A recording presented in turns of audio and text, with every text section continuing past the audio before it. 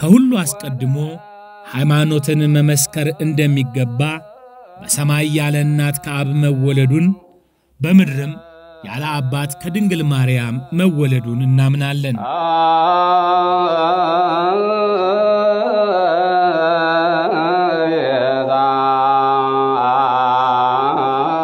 ይህንንም አባቶቻችን ሊቃውንተ ቤተ ክርስቲያን ቅድመ ዓለም ከእግዚአብሔር አብ ያለ እናት አካል ዘማካል ባህሪ ዘምባህሪ የተወለደ ተቀዳሚ ተከታይ የሌለው አካላዊ ቃል ድህረ ዓለም ከመቤታችን ከቅድስት ድንግል ማርያም ያለ አባት መለወጥ ሳያገኛት ዘር ምክንያት ሳይሆን ከሥጋዋ ሥጋ ከነፍሷ ነፍስ ነስቶ የተወለደ ወልደ እግዚአብሔር በመለኮቱ ወልደ ማርያም በትስብእቱ ብለው አምልተው እንዳስተማሩን እርሱ በተዋህዶ ሰው የሆነ አምላክ ማለት ነው።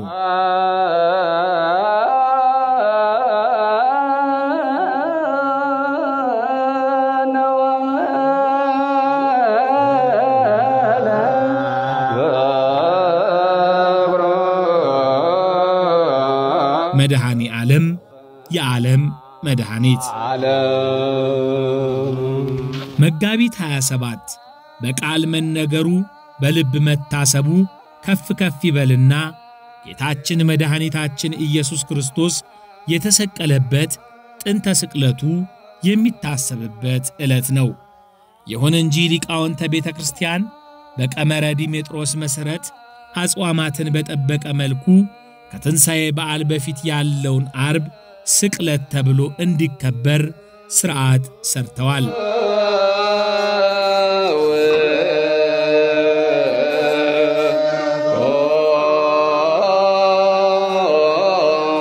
መጋቢት 27 ቀን በአብይ ጾም ስለሚውል በአብይ ጾም ሐዘን እንጂ ደስታ ስለሌለ በዓለም ማክበር ስለማይፈቀድ ወደ ጥቅምት 27 ተዛውሮ ደስ ብሎን እንድናከብረው ቅድስት ቤተ ክርስቲያን ሥርዓት ሰርታልናለች።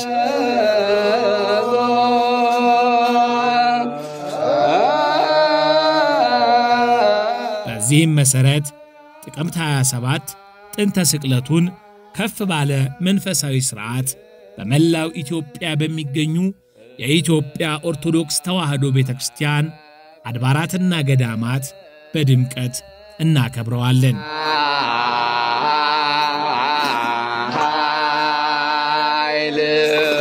ጥቅምት 27 ዝክረ ጥንተ ስቅለቱን ቤተ ክርስቲያናችን ጌታችን መድኃኒታችን ኢየሱስ ክርስቶስ በመስቀሉ ስለፈጸመልን የማዳን ሥራ በመስቀሉ ወበቃሉ አእበዮሙ ለአበዊነ በመስቀሉና በቃሉ አባቶቻችንን ከፍ ከፍ አደረጋቸው እያለች እየዘመረች ታስበዋለች። ከዚህም በተጨማሪ ጥቅምት 27 በወርሃ ጽጌ ውስጥ ያለ በመሆኑ የቅዱሳን ክብራቸው የጻድቃን መድኃኒታቸው የሆነው ጌታችን መድኃኒታችን ኢየሱስ ክርስቶስ ምድርን በአበባ እንደሚያስጌጣት በመመስከር ትዘምራለች።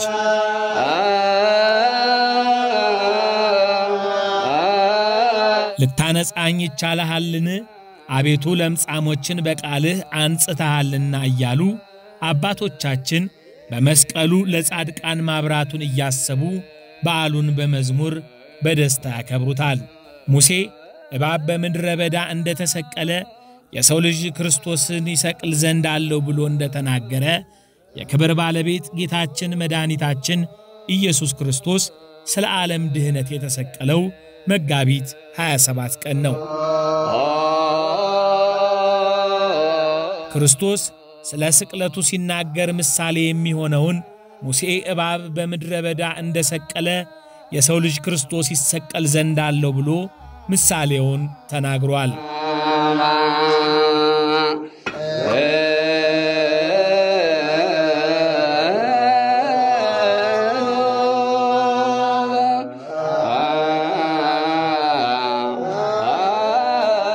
የሰራዊት ጌታ እግዚአብሔር እስራኤልን ከደመና መና ወርዶ ከጭንጫ ውሃ አፍልቆ ቢመግባቸው ከዚህ ምድሩ ብቅ ሰማዩ ዝቅ ቢልለት ከደጋ ላይ ቢሆንለት የውርጭ ሰደቃ እያበጀ ውሃውን እያረጋ መና መገብኳችሁ ይላል እንጂ ይክልኑ እግዚአብሔር ሰሪዓ ማይድ በገዳም ቆላ በሆነማ ባልተቻለውም ነበር ብለዋል።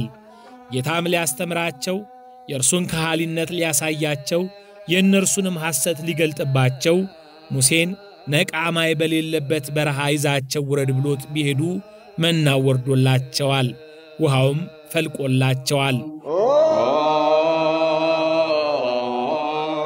ነገር ግን ነዚር የሚባል እባብ እየነከሰ ይፈጃቸው ጀመር። ከዚህ በኋላ እስራኤል ሙሴ ዘንድ ሄደው ከጌታ ምሕረት ቸርነት ከሰው ስተት ኃጢአት አይታጣም፣ በእግዚአብሔርና በአንተ ላይ ተናግረን በድለናል፣ እባቦችን ከኛ ያርቅልን ዘንድ ወደ እግዚአብሔር አመልክትልን አማልደን አሉት። ሙሴም ስለ ሕዝቡ ወደ እግዚአብሔር ቢጸልይ ጽሩዩን ብርት አርዌ ያስመስለህ ሰርተህ ከሚገናኙበት አደባባይ በእንጨት ላይ ስቀልላቸው አለው። ሙሴም እባብን ሰርቶ በዓላማ ላይ ሰቀለ። እባብ የነደፈችውም ሰው ሁሉ የነሐሱን እባብ እያየ ዳነ። ኦሪት ዘኍልቍ ምዕራፍ 21 ከቁጥር 1።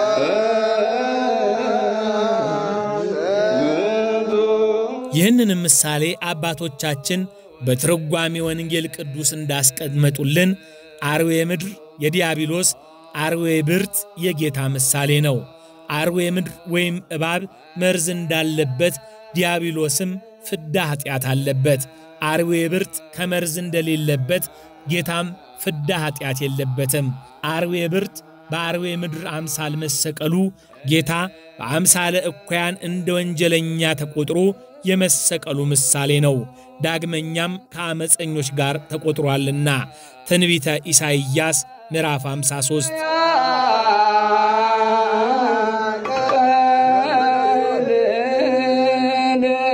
ምሳሌውንም አውቆ መስሏል፣ ትንቢቱንም አውቆ ተናግሯል።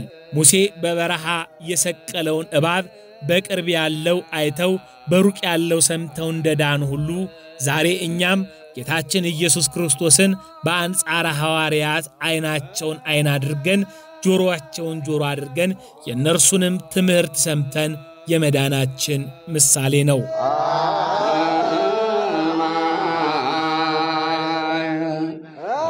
ቅዳሴ ዮሐንስ አፈወርቅ ላይ ሊቃነ መላእክት በመፍራትና በመንቀጥቀጥ ከፊቱ የሚቆሙለት በአደባባይ አቆሙት። ኃጢአትን ይቅር የሚለውንም ኃጥእ አሉት። በመኳንንት በሚፈርደው በእርሱ ፈረዱበት እንዲል ክርስቶስን አይሁድ ስቀለው ብለው ፈረዱበት። አክሊልን የሚያቀዳጀው የነገሥታት ንጉሥ ኢየሱስ ክርስቶስን አነገስንህ ብለውታልና ጭፍሮች በፍና ተሳልቆ የእሾህ አክሊል ታተው ደፉለት። የዮሐንስ ወንጌል ምዕራፍ 19 ቁጥር 2።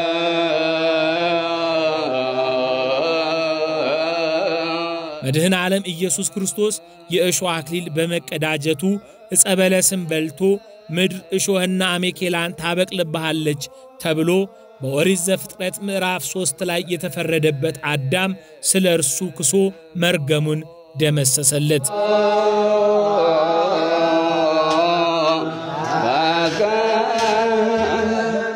መጋቢት 27 ቀን ጌታችን መድኃኒታችን ኢየሱስ ክርስቶስ በመስቀል በተሰቀለ ጊዜ የተሰቀለው የክብር ባለቤት ሰማይን የፈጠረ ነውና ፀሐይ ጨልማለች፣ ጨረቃ ደም ሆኗል፣ ከዋክብትም ረግፈዋል። የተሰቀለው የክብር ባለቤት ምድርንም የፈጠረ ነውና በምድር የቤተ መቅደሱ መጋረጃ ከላይ እስከታች ለሁለት ተቀዷል። ምድር ተናውጣ አለቶች ተሰንጥቀዋል። ከ500 በላይ ሙታን ተነስተዋል። የማቴዎስ ወንጌል ምዕራፍ 27።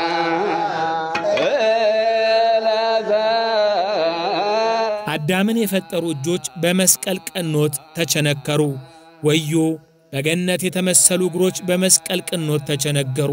ወዮ እንዲል ቅዳሴ ዮሐንስ አፈወርቅ ስቅለቱን በዲሜጥሮስ ቀመር አውጥተን የጌታን መከራውን አስበን በስግደት ሕማማቱን እናስባለን። በዝክረ ጥንተ ስቅለቱ ጥቅምት 27 ደግሞ በመስቀሉ የተደረገልንን አስበን እናመሰግነዋለን። የአባታችን የመድኃኔ ዓለም ቸርነቱ ከሁላችን ጋር ይሁን።